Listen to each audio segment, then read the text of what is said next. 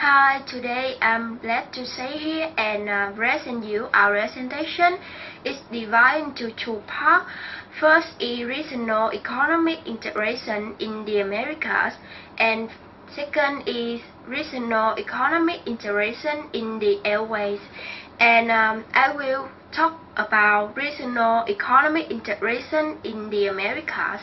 As we know, no other attempt at regional economic integration is comparable to the Europe in its boldness or its potential implication for the world economy, but regional economic integration is on rise in the Americas, and the most significant attempt is the North American Free Trade Agreement. In addition, several other trade blocs are in the offing in the America. You can see it in your book on page 308. And the most significant which appear to be the Andean Group and Mercosur. Also, negotiations are underway to establish a hemisphere-wide trade area of American. Although currently they seem to be stalled. And now I will introduce generals about the North American Free Trade Agreement.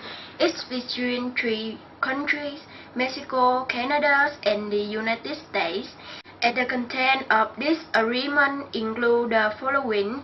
First is abolition within 10 years of tariffs on 99% of goods traded between three countries, and the second is removal of most barriers on cross-border flow of service, allowing financial integration. And the fifth is allows each country to apply its own environment standard, and finally is establishment of two commission to impose fines and remove trade when environment standard or legislation involving health and safety, minimum wage or child labor are ignored. And also that I can share with you about the answer for the question, what are the benefits of this agreement? First, Mexico will benefit from increasing jobs as low-cost production moves south, and it will attain more rapid economic growth as results. And the second is the U.S. and Canada will benefit from the access to a large and increasingly prosperous market from the lower price for customers and from good production in Mexico. And finally, is U.S. and Canadian from with the production side in Mexico. And finally, is U.S. and Canadian firm with production side in Mexico will be more competitive on the world market. And now I will move to the next part with my friend. On the issue of North American Free Trade Agreement that I mentioned above, we can see some study after it first decade. The first one, there was a small net gain of jobs in the United States, and the second one is export from the United States failed to grow, and the third, North American Free Trade Agreement overall impact has been significant, and the last one, the United States, Canada, and Mexico on exploring a free and productive. Hello everyone, now I want to talk about the regional economic integration elsewhere. Perhaps the most significant is the Association of Southeast Asian Nations.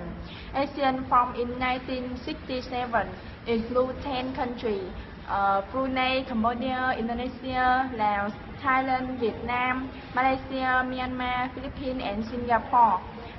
When Laos, Myanmar, Vietnam, and Cambodia joined in ASEAN, they create a group have 500 million people with combined GDP of some $740 billion. They have two basic objectives. The first is foster free trade between member countries, and the second is cooperation in the industrial policy.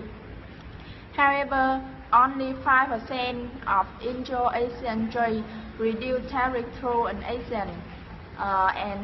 In 2003, AFTA it stands for American Free Trade Area, includes 6 original members of ASEAN, has cut tariffs on manufacturing and agriculture products to less than 5%. However, there are some significant exceptions to this tariff reduction, example Malaysia, Philippines. ASEAN and AFTA are progressing toward establishing a free trade zone. Vietnam joined in AFTA in 2006, Laos and Myanmar joined in 2008, and Cambodia joined in AFTA in 2010, with the goal are reduce import tariffs among the 6 original members to zero by 2010, and do so by 2015 for the newer member. ASEAN is also pushing for free trade agreement with China, Japan, and South Korea. Now, let's move to the next part. Now I will continue our presentation. I would like to share with you about Asia-Pacific Economic Cooperation, stand by APEC. The APEC was held in 1990 at the station of Australia. The organization had 21 members such as the United States, Japan, China, Vietnamese, and so on. It accounts for 60% the world GNP and 47% the world trade. So basic objective of APEC is increasing the multilateral cooperation and growing the independence within the region. In November 1993, APEC interest increased considerably. APEC should commit itself to the ultimate formation of a free trade area and would commit and would produce no more than hot air and photo opportunity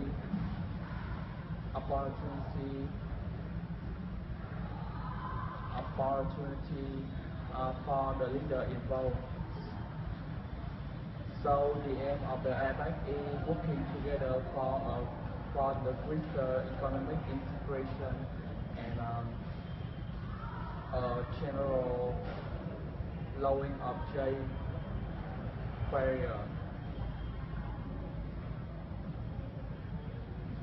The head of state commit APEC in industrial line member to remove their trade and investment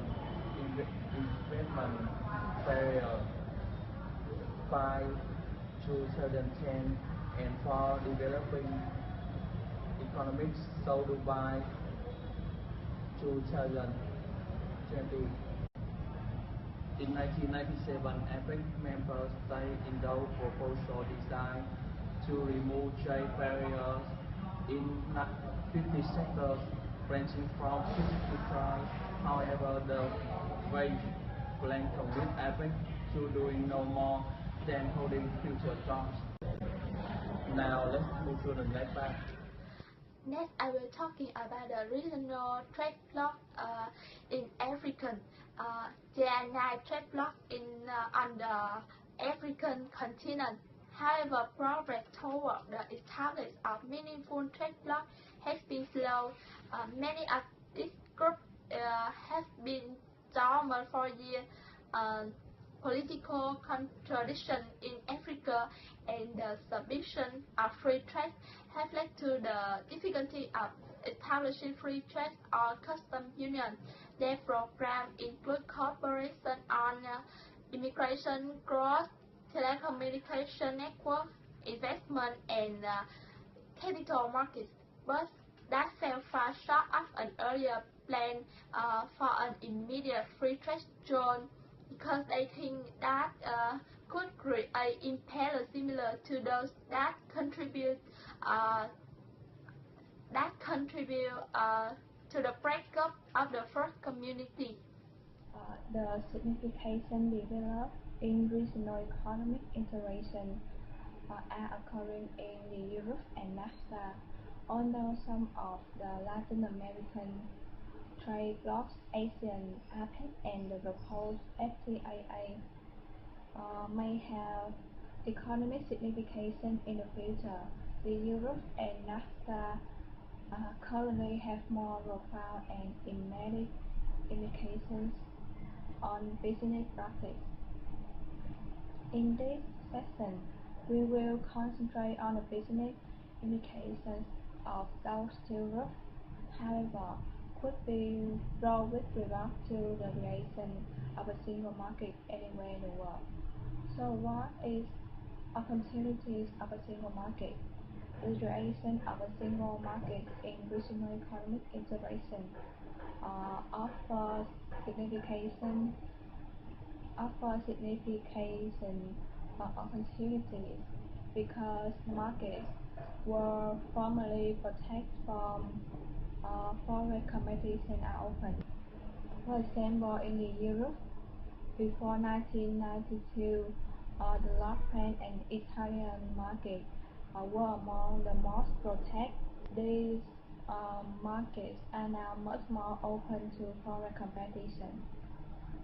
This creates major investment and export opportunities for both within and outside regions. Additional opportunities arise from the inherent lower cost of doing business in a single market, as opposed to 25 national markets in the case of Europe, or to 3 national markets in the case of NAFTA. Free movement of goods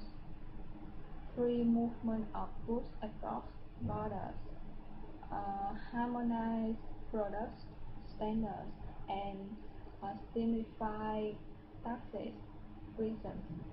That means goods, service, and labor capital can move freely between member states. By raising a single market, many firms were able to exploit economies of scale, making efficiencies and cost savings. Now I will talking about my last part, the press. The business environment within each grouping will become more competitive. The lowering barrier to trade and investment between countries is likely to lead to increased price competition. After a while, sharp price differential will disappear in a single market. This is a direct threat to any firm doing business. To survive in a single market, the company must streamline production and reduce their costs. Another threat to a firm outside of trading area is the threat of being shut out of the single market by the creation of a trade fortress. The sharp regional economic integration might lead to a fortress mentality is more often level at the Europe, so the company may be limited in their ability to pursue of their try if the Europe intervenes and impose conditions on company proposing merger and acquisition.